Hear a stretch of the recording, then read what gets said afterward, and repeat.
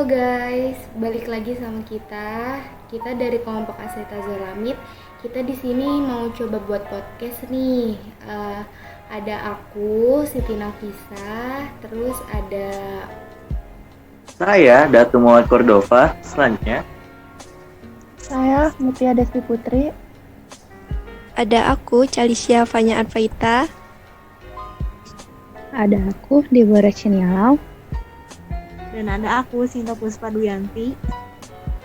kita di sini mau bahas materi yang udah disampaikan pada Mabim Series 3 nih. Materinya itu tentang kemahasiswaan dan kepribadian, terus ada organisasi internal dan ada organisasi eksternal. Buat yang pertama nanti dijelasinnya sama Datu. warahmatullahi wabarakatuh. Waalaikumsalam warahmatullahi wabarakatuh. Apa kabar nih teman-teman nih keadaannya? Baik. Baik. Iyalah. Ya udah, langsung aja. Kan kemarin kita ada namanya pekan materi nih, Mabim series ketiga tentang mahasiswa tuh. Nah, kira-kira menurut kawan-kawan tuh mahasiswa apa sih? Apa sih mahasiswa tuh? Kalau menurut aku, mahasiswa itu suatu kelompok pelajar yang berada dalam peringkat paling tinggi dalam sistem pendidikan formal sebuah negara. Nah, biasanya sih mahasiswa tuh memiliki tipe yang beragam dan penuh dengan tidak puas untuk belajar sih, menurut aku begitu. Kalau teman-teman gimana?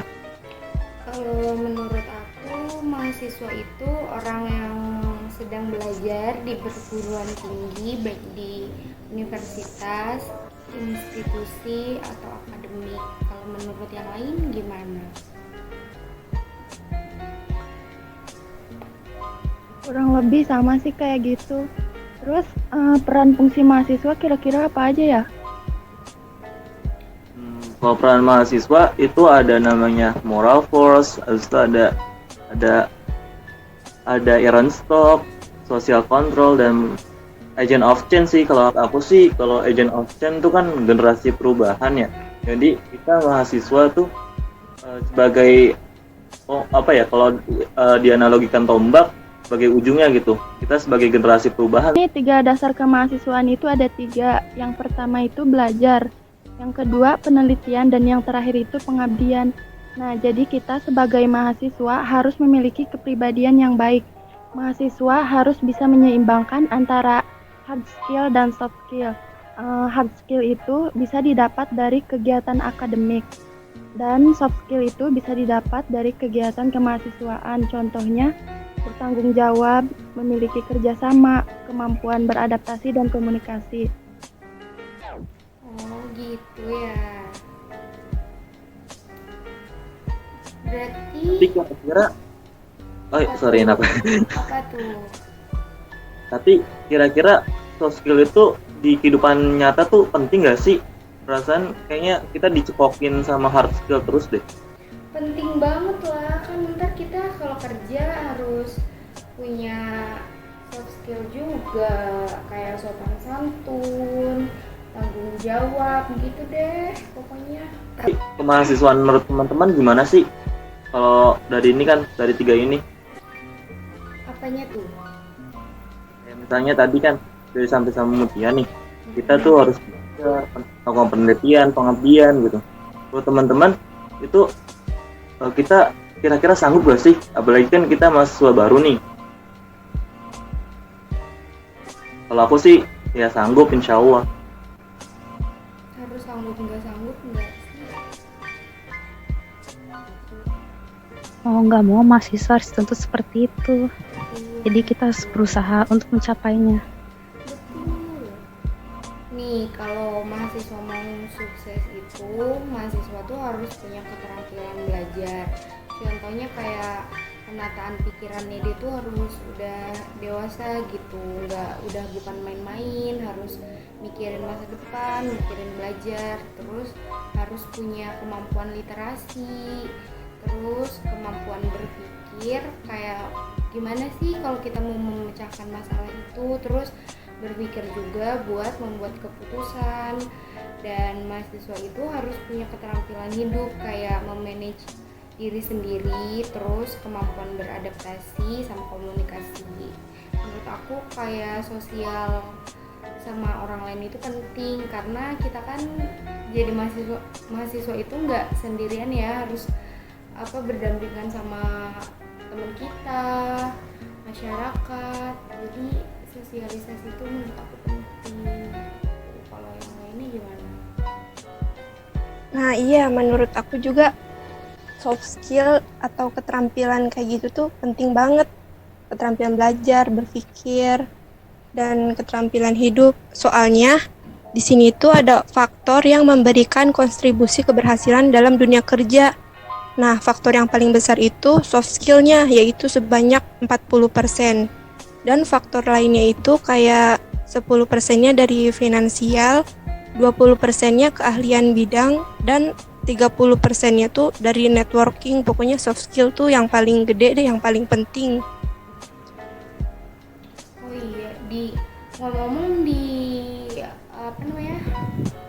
kalau kita kuliah tuh kan ada organisasi ya. Ada yang tahu nggak organisasi tuh ada berapa macam sih?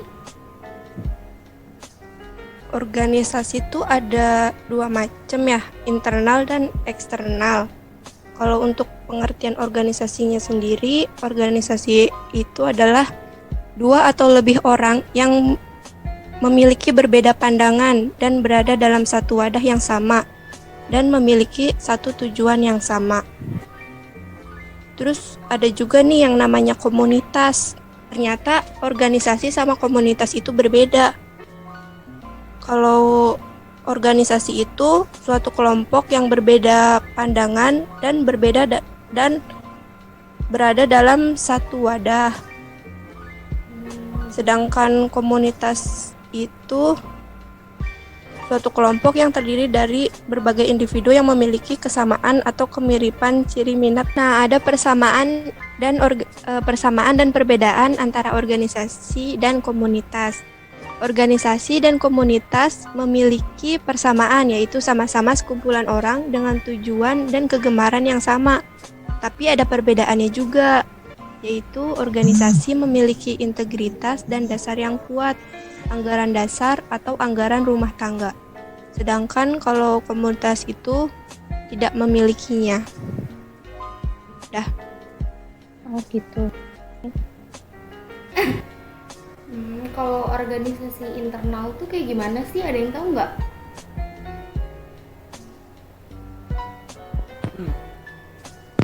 Organisasi internal itu, contohnya misalkan di Unsika kan ada BEM universitas, ada BEM fakultas, ada BLM, terus sama himpunan gitu. Oh gitu ya. Ada yang minat nggak ikut organisasi? Minat lah, pasti banget. Kan tadi jelas untuk soft skill. Aku sih perlu banget ikut organisasi, apalagi di himpunan. Membela prodi sih cukup menurut aku. Kalau keuntungan berorganisasi tuh apa aja ya? Keuntungan organisasi pasti ada dong. Contohnya menambah pengetahuan dan wawasan. Lalu bisa timbul semangat kerjasama. Lalu menimbulkan kemampuan public speaking, melatih jiwa kepemimpinan, belajar memanage waktu, dan memiliki banyak relasi. Betul tuh kata Deborah. Terus kalau organisasi eksternal tuh berarti yang di luar kampus kan ya? Benar nggak, teman-teman? Benar. Itu Iya, tuh betul. contohnya ada apa ya, Dep? Oh, ada tuh namanya Isma Farsi. Tahu nggak Isma Farsi itu apa? Apa tuh, Dep? Aku nggak tahu. Apa tuh? Isma Farsi itu organisasi mahasiswa nasional yang terdiri dari lembaga eksekutif mahasiswa farmasis di seluruh Indonesia dan merupakan organisasi intra perguruan tinggi yang berbasis keprofesian dan berorientasi pada keilmuan. Terus Isma Farsi itu berarti ikatan farmasi kan ya, seluruh Indonesia, senat farmasi, benar gak? Iya, betul. ada yang mau jelasin lagi nggak ISMA Farsi itu apa? Kalian tahu nggak bentuk ISMA Farsi apa? Kurang tahu Apaan deh. tuh sih? Tahu kita? Nih ya, saya mau kasih tahu bentuk ISMA Farsi yaitu konfederasi yang artinya gabungan beberapa negara yang dibentuk untuk mengatur kepentingan bersama, misalnya pertahanan, tetapi masing-masing tetap berdaulat penuh, atau gabungan beberapa organisasi, misalnya organisasi ISMA Farsi ini. Oh gitu. Kalau kita mau masuk ISMA Farsi itu caranya gimana? Ada yang tahu nggak guys? Kalau aku denger sih kemarin kalau masuk gabung ISMA Farsi tuh kita harus di himpunan dulu. Nah, jadi setelah di himpunan nanti kita bakal di trial, dikasih ujian untuk namanya dicalonin di kepemimpinan lanjutan di ISMA Farsi. Oh gitu ya. Terus ada aturannya nggak sih di organisasi ISMA Farsi itu? Ya pasti ada aturan organisasi, misalnya harus ada AD atau enggak ada ART, ART. ART itu anggaran rumah tangga. Yang kedua harus ada GBHO, garis besar haluan organisasi. Selain itu, pasti di dalam organisasi itu ada keuntungannya untuk aktif di ISMA Farsi.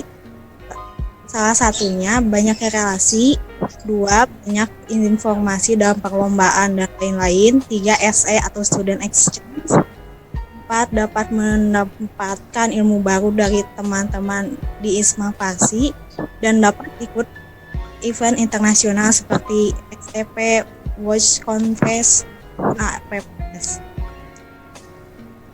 Berarti seru banget ya ISMA Farsi itu banyak kegiatannya.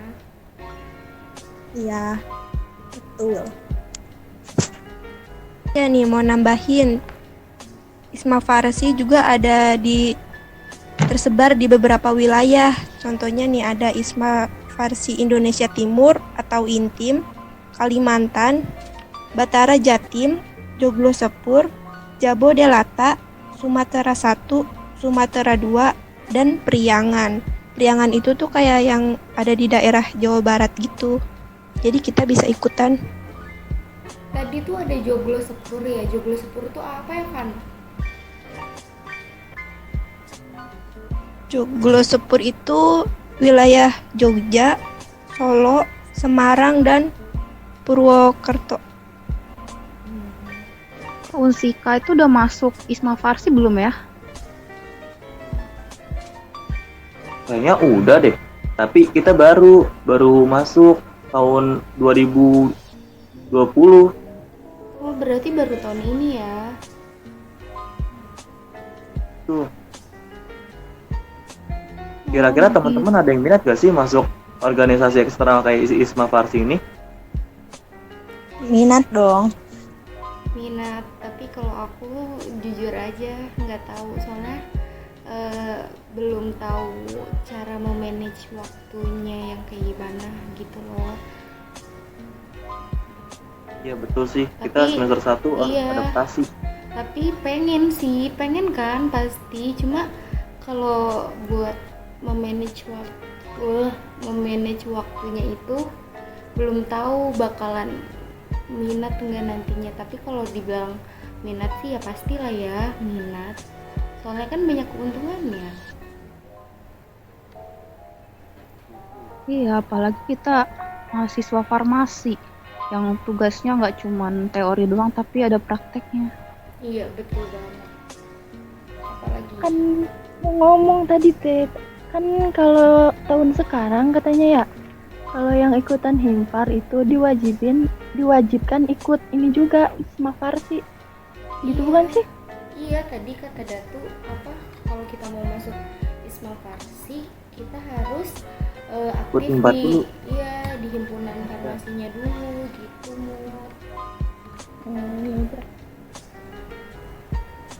Wah, seru juga ya materi di Mabim Series 3 ini. Iya seru banget nih.